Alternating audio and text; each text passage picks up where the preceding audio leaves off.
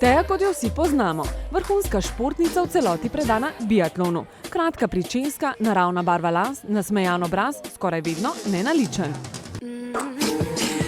A odločitev je padla. Novo leto, nova Teja. V bistvu se veselim te preobrazbe danes tukaj. Upam, da me ne bojo preveč postrigali.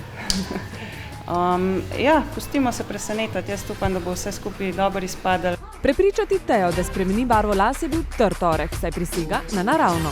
Za tale izziv sem se pa odločila, da vse malenkost spremenimo vse skupaj. A res malenkost. Še vedno ostaneva v naravnih tonih. Mogoče bo barva za odtenek temnejša. Malo več barve je dovolila pri nohtih, ki si jih sama nikoli ne lakira. Zanimiv občutek, da ti nekaj drsi po nohtih. Kljub temu, da je to en tak malo večji ekstrem, ampak mislim, da se bo Teja tudi v tej rdeči barvi počutila fajn. Ko so nohti gotovi, je treba dokončati še pričesko, s katero si sicer kratkolasa Teja ne da veliko opravka. Velikokrat si dam žele na glavo, to je pa več ali manj vse. Glede na to, da ima kratke lase, pa da njena želja ni, da bi preveč postrigla, so se odločila, da bova vse skupaj malo zmehčala. Popolni pričeski pa sodi tudi brezhiben make-up. Smoky eye, samo bolj rjavi toni, ne bojo čist črni. Ličenje je za Tejo neznanka. Ličil zasebno nikoli ne uporablja. Nepogrešljiv v njeni torbici je samo vazelin. A vizažistka Tjaša meni, da je še nekaj lepotnih pripomočkov, ki bi lahko bili v njeni torbici.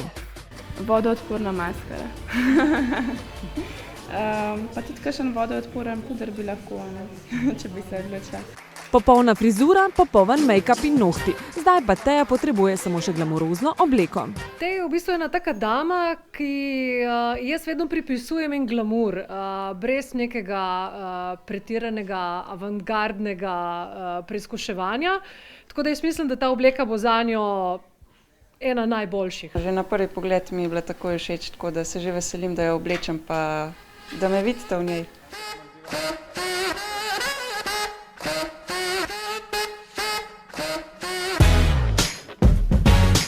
In kakšno je počutje v takšni elegantni opravi?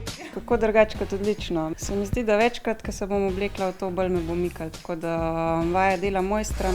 In zadovoljna doda, da komaj čaka novo priložnost, ko se bo lahko iz zagrizene biatlonke s puško v rokah prelevila v prefinjeno damo.